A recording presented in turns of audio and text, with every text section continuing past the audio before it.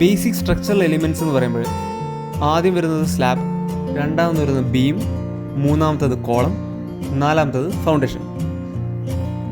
ഈ കാണിച്ചിരിക്കുന്ന പിക്ചറിൽ കറക്റ്റ് ഒരു സ്ട്രക്ചറൽ എലിമെൻറ്റ്സ് എല്ലാം ഉണ്ട് ഇതിനകത്ത് ഞാൻ ഓരോന്നോരോന്നായിട്ട് കാണിച്ചു തരാം. ഫസ്റ്റ് വരുന്നത് ഈ മുകളിലത്തെ സാധനമാണ് സ്ലാബ്, രണ്ടാമത് ബീമാണ് വരുന്നത്, മൂന്നാമത് കോളം വരുന്നുണ്ട്, അതിൻ്റെ അടിയിൽ ഫൂട്ടിങ് വരുന്നുണ്ട്. ഇതിൻ്റെ അകത്ത് ഫൂട്ടിങ് സോയിലിൻ്റെ അടിയിലാണ് വരിക. അടുത്ത ടോപ്പിക്ക് ലോഡ് ഡിസ്ട്രിബ്യൂഷനാണ്. ഇതിൻ്റെ അകത്ത് നമ്മൾ നോക്കാൻ പോകുന്നത് ലോഡ് ഈ എലിമെൻറ്റ്സിലൂടെ എങ്ങനെ ഡിസ്ട്രിബ്യൂട്ടായിട്ട് പോകുന്നു എന്നാണ്.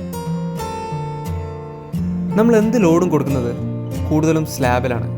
നമ്മളിപ്പോൾ നിൽക്കുന്നതായാലും എല്ലാം സ്ലാബിൻ്റെ മുകളിലാണ് നിൽക്കുക. അപ്പോൾ ഈ സ്ലാബിലേക്കാണ് നമ്മൾ ആദ്യം ലോഡ് കൊടുക്കുന്നത്.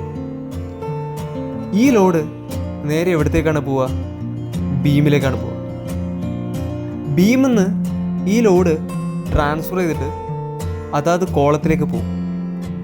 ഈ കോളത്തിൽ നിന്ന് എവിടത്തേക്കാണ് പോവുക? നേരെ ഫൗണ്ടേഷനിലേക്ക് പോകും.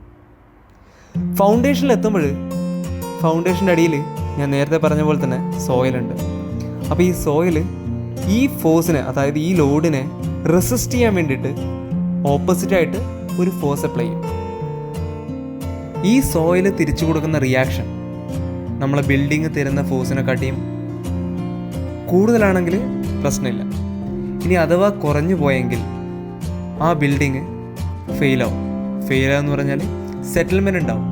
അതുകൊണ്ടാണ് നമ്മൾ ഫൗണ്ടേഷൻ ഇരുന്ന് പോവുക എന്നൊക്കെ പറയുന്നത്. ഇത് സംഭവിക്കുന്നത് മോശം സോയിലാണ്. ചില സോയിലിന് ആ ബിൽഡിങ്ങിൽ നിന്ന് ഇങ്ങോട്ട് വരുന്ന ഫോഴ്സിനെ റിയാക്ട് ചെയ്യാൻ വേണ്ടിയിട്ട്, അതായത് റിയാക്ഷൻ കൊടുക്കാൻ വേണ്ടിയിട്ട് പറ്റില്ല. അപ്പോഴാണ് ഈ പ്രശ്നങ്ങൾ ഉണ്ടാകുന്നത്. ഈ ഫെയിലിയറൊക്കെയാണ് നമ്മളെ ലീനിങ് ടവർ ഓഫ് പിസയിലൊക്കെ ഉണ്ടായത്.